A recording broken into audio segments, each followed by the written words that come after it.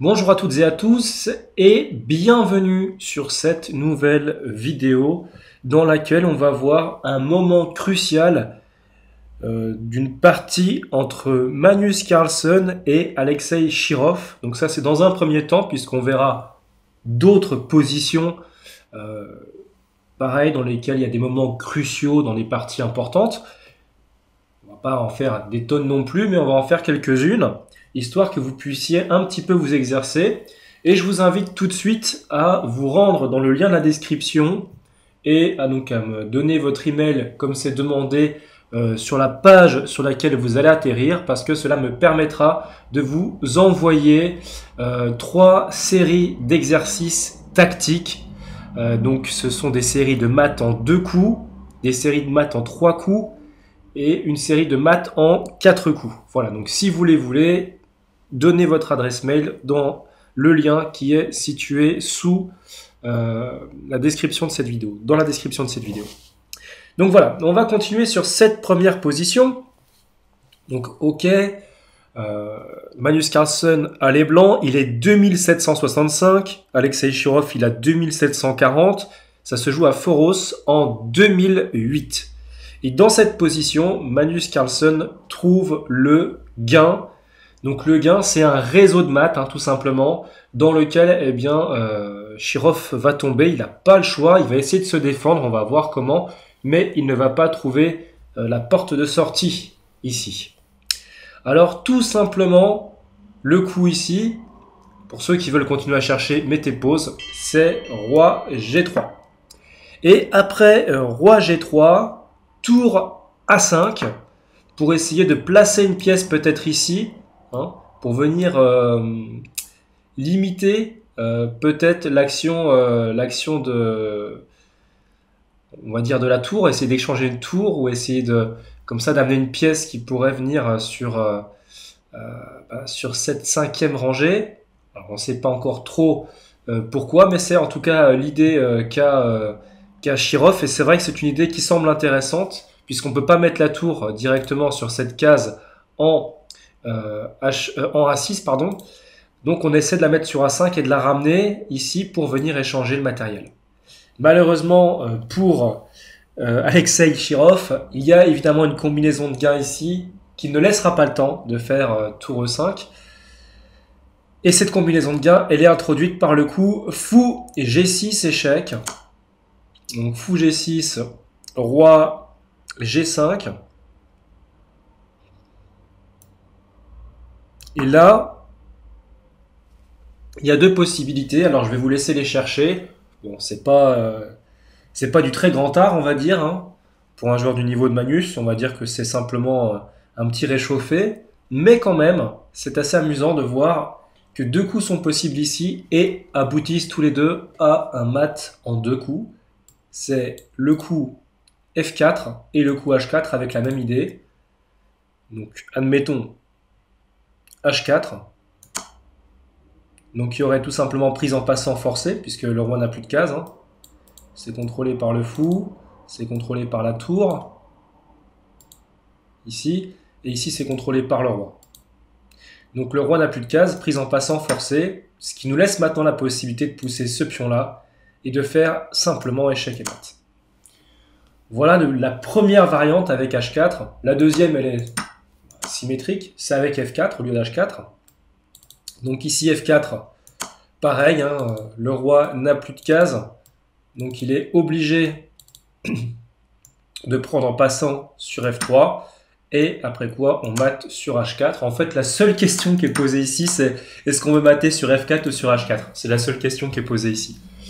Voilà, donc c'est la fin de ce premier exercice. Bravo à vous si vous l'avez trouvé. On va passer maintenant au deuxième exercice dans lequel on a toujours notre Magnus Carlsen qui a pris un peu de bouteille. C'est 1 an plus tard et qui va jouer contre Dominguez Pérez, donc à Vilcanze en 2009. Et voici donc apparaître à l'écran la position. Magnus Carlsen va trouver le meilleur coup. Il y en avait au moins 2, mais c'est vrai que le deuxième était humainement beaucoup plus complexe à trouver. Donc pour ceux qui veulent chercher, la combinaison n'est quand même pas évidente, mettez pause et prenez vraiment le temps de la réflexion parce qu'elle est vraiment pas simple. Pour les autres, voici la solution à ce coup. Donc, cavalier prend E5, bim! Le coup qui détruit complètement la structure noire. Pourquoi? En fait, il y a un thème tactique ici. Bon, il faut être très fort pour le voir, mais le thème tactique, c'est on a une tour sur la 7e, donc ça va être un mat. On va chercher un mat sur la 7e rangée. Et toutes les défenses noires sont insuffisantes. Donc là, première menace, déjà avec cavalier prend E5, c'est de faire cavalier F7 échec. Donc on ne peut pas tolérer une telle menace, tout simplement. Donc il faut réagir. Donc on va faire fou prend avec les noirs et on va voir ce qui se passe. Donc fou prend échec, tour prend. Et là c'est vrai qu'à première vue, on va pas vraiment trop comment prendre l'avantage avec les blancs parce que la dame contrôle cette case-là, cette case-là. La dame blanche ne peut pas venir ici puisque tout simplement c'est contrôlé par cette tour en E5. Donc c'est vrai qu'à première vue on se dit que ça tient, que les noirs ont simplement une pièce de plus. Ouais, sauf que là, il y a un coup très très fort pour les blancs. C'est dame prend F4. Bim! Le coup qui va complètement démolir eh bien, la position noire. Pourquoi? Parce qu'il y a déjà une première menace qui est de faire dame prend E5 échec avec le mat sur G7 qui arrive derrière. Il y a d'autres menaces comme par exemple dame H6 qui va menacer à la fois le mat sur G7 mais aussi sur H7.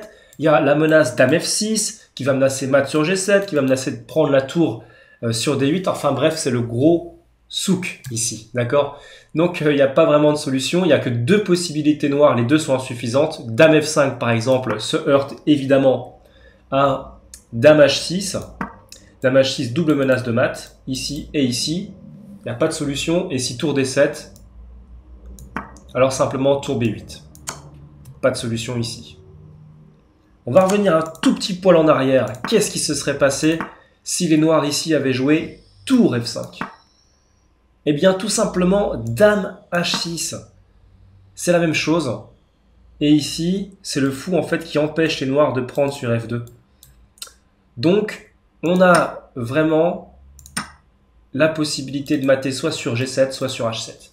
Et évidemment, les noirs ne peuvent pas défendre à la fois les deux cases. Donc c'est indéfendable et c'est perdu. On va revenir quand même au départ. On a vu cavalier prend E5. Alors je vais revenir tout au début. On a vu cavalier prend E5. Mais il y avait un autre coup. Alors c'est normal que Carlsen ait joué le meilleur coup en fait. C'est parce que le deuxième meilleur coup c'est fou prend E5. Mais ce coup-là il est extrêmement complexe et pour un humain très difficile à calculer. On va voir pourquoi. Donc fou prend E5, bon ok, la menace c'est de faire fou prend G7, avec simplement gain d'une pièce, etc. Et de fortes menaces de mat. Donc, il faut récupérer, il n'y a pas trop le choix. Donc on fait fou prend, comme ça on garde les tours liés, on continue à contrôler la diagonale H8 à 1, donc ça c'est pas trop mal. Sauf qu'ici il y a cavalier prend E5 et les problèmes commencent. Alors évidemment, comme dans la variante précédente, si on fait tour prend E5, on se prend dame prend F4 et ça va être compliqué derrière. Donc du coup, on va pas jouer ça. Après cavalier prend E5, on va simplement jouer fou C4. L'idée c'est de protéger F7, hein, pour pas que le cavalier puisse aller nous mettre un échec sur F7, récupérer la tour, etc. Ça serait compliqué. Ou même faire cavalier H6 échec, qui pourrait amener un mat peut-être à terme. Donc on veut pas ça. Donc on joue clairement pour éviter ça. Fou C4. Et là, en fait, on va réinitialiser des menaces sur les cases noires. On voit que les cases noires autour du roi sont très fragiles, très faibles. Donc dame B6, bim, première menace, dame F6. Ok, donc il faut protéger ça. Il n'y a pas des possibilités infinies ici, hein, puisque tout simplement, il y a d'autres menaces. Il y a dame ici, dame ici. Il y a vraiment beaucoup de menaces ici quand même. Donc on veut éviter tout ça. Donc on va jouer simplement dame F5 pour essayer de parer à toutes les menaces en ramenant la dame en jeu. Mais ici on se heurte alors à un coup extraordinaire. Alors je vais vous laisser le chercher un petit peu parce que le coup qui va être joué ici, c'est quand même vraiment un coup très très fort. un coup qui va instaurer une menace simplement dans le camp noir, mais vraiment une menace très difficile à parer, donc même en l'occurrence imparable. Donc c'est, si vous voulez continuer à chercher, mettez pause, je le donne pour les autres, c'est Dame B2, superbe coup. Donc voilà, il fallait voir toute cette ligne-là quand même pour jouer ce coup fou prend E5 au lieu de cavalier prend E5. Donc c'est peut-être la raison pour laquelle Magnus Carlsen a préféré jouer la solution la meilleure et la plus simple à calculer.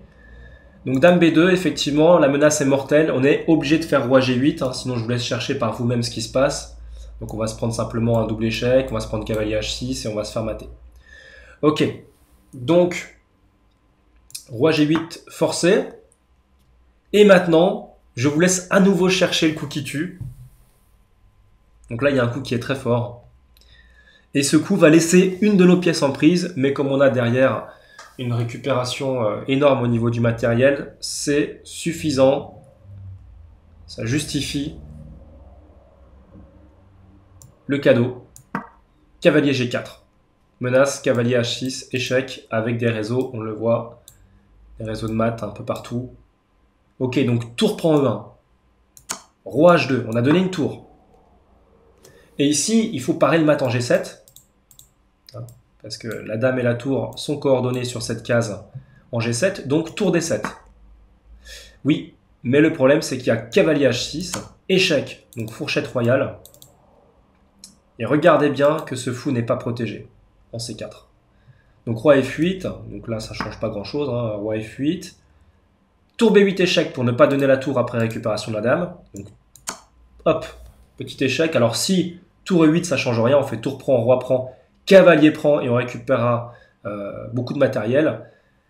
Mais s'il fait roi E7, on fait d'abord cavalier prend F5 échec, G prend F5, et ici dame B4 avec plusieurs pièces en prise, et donc un échec. Donc dans cette configuration, les noirs vont perdre la tour en E1. Voilà. C'est la raison pour laquelle eh bien, Dominguez Pérez abandonne suite à cette combinaison. On va voir une troisième position, alors cette fois-ci un peu plus complexe, on va dire. Les coups sont... il y a un peu plus de variantes, on va dire. Alors, dans cette troisième position qu'on va voir, c'est toujours Magnus Carlsen qui a les blancs et qui va jouer contre Smits. Donc Magnus Carlsen, c'est à Vichhanze en 2009 et Smits a 2601. Magnus Carlsen a toujours 2776 évidemment, comme dans cette partie, vu que ça s'est joué au même moment. La combinaison introduite par Magnus Carlsen n'est peut-être pas la plus forte, mais en tout cas elle est magnifique. Donc je vais vous laisser la chercher, il y a vraiment le coup humain de Magnus qui est superbe, qui mériterait un prix de beauté. Et puis il y a le coup de l'ordinateur qui est, on va dire, un cran au-dessus, mais vraiment beaucoup plus complexe. Donc pour ceux qui veulent continuer à chercher, mettez le temps parce que c'est vraiment une position qui n'est pas simple du tout. Pour les autres, eh bien, je vais vous donner le coup déjà que donne l'ordinateur et ensuite je vous donnerai la variante de Magnus Carlsen. Donc l'ordinateur joue G5, donc il nous amène dans une position extrêmement complexe avec notamment du tour prend E2. Donc il faut qu'on continue à contrôler la colonne. On reprend la tour évidemment. Donc on voit qu'on a quand même un œil sur C1, il n'y a pas de souci par là-bas. Donc cavalier D6 parce que la dame blanche attaque simplement la tour en C7. Hein. Donc c'est soit dame D6, soit cavalier D6. L'idée c'est que là on menace le fou tout en protégeant la tour. D'accord? Donc on pourrait faire cavalier prend B5 et la dame blanche ne pourrait pas récupérer la tour. Donc c'est une idée, donc c'est pour ça cavalier D6. J'ai fait une bêtise. Voilà, donc du coup, après cavalier D6, c'est à nouveau un magnifique coup que vous allez retrouver donc dans la variante de Magnus Carlsen. Fou C6, bim, avec la menace de faire fou prend tout simplement sur D5, donc de prendre les cases blanches d'assaut ici et d'avoir un gain derrière, vous allez voir. Donc déjà si tour prend C6 qui est plus ou moins forcé puisque là l'attaque est trop forte, eh bien il y a simplement cavalier E5 fourchette et on va récupérer cette qualité. Donc roi G8, c'est le coup le plus sûr. Cavalier prend C6, voilà on a la qualité. À noter que tout est protégé, hein. Ici c'est protégé par le cavalier et par la dame. Donc F prend G5, on ne peut pas faire cavalier E7 échec ici suivi de dame prend dame, suivi de cavalier prend en C8, parce que le cavalier en D6 protège, tout simplement. Donc ça marche pas. Donc, dans cette configuration, on fait simplement dame prend G5, et après cavalier F5. Donc pourquoi cavalier F5? Vous allez le comprendre, parce que déjà, on protège indirectement le pion sur D5, et après H prend G6, on peut faire H6, donc ça c'est une protection, on va dire, qu'il faut connaître, hein. Quand il peut prendre sur G6, comme ça on peut jouer H6 si le cavalier est sur F5. C'est un coup qu'on joue parfois en blitz aussi, c'est un truc un petit peu... je dirais c'est un peu un automatisme parfois pour défendre. Mais ici donc la variante de l'ordinateur c'est dame F4. Donc roi G7. Et puis dame C7 simplement qui va gagner. Après roi prend G6, F4. Et la tour va s'activer. Et donc on devrait mater. Donc c'est une variante quand même vraiment complexe parce que là ça fait déjà 10 coups en avance. Donc vous voyez qu'on n'a pas encore maté, hein. Donc c'est vraiment pas du tout une variante simple. Cavalier E5 qui arrive aussi. Donc voilà, c'est pour ça que Magnus n'a pas joué comme ça. Magnus il a joué différemment mais un coup très efficace aussi et beaucoup plus humain dans le calcul.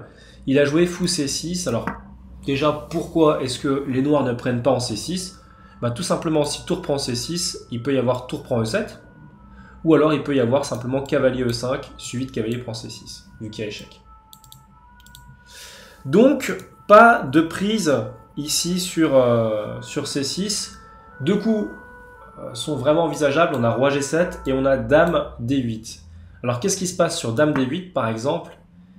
Eh bien, tout simplement, sur dame D8, le coup dame H6 qui va clore le débat et qui va permettre tout simplement au blanc d'exploiter les failles un petit peu sur cette aile roi noire qui est dégarnie de pièces qui peuvent protéger les pions.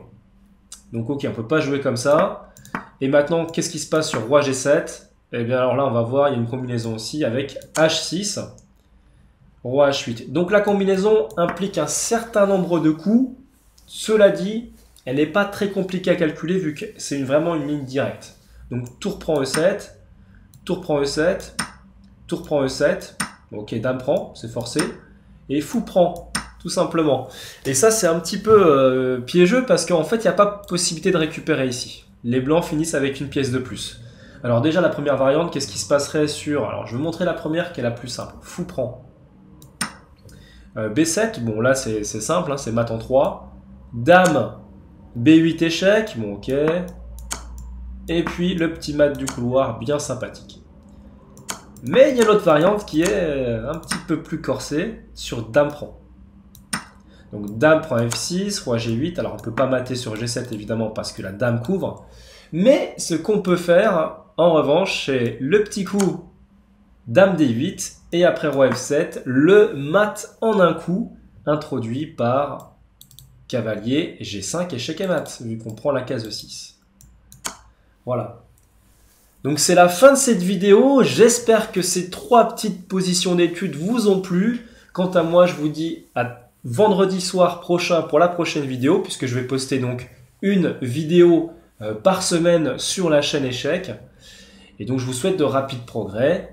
Et ceux qui veulent être coachés, n'hésitez pas à cliquer dans le lien de coaching ci-dessous dans la description également. Voilà, à très bientôt, portez-vous bien.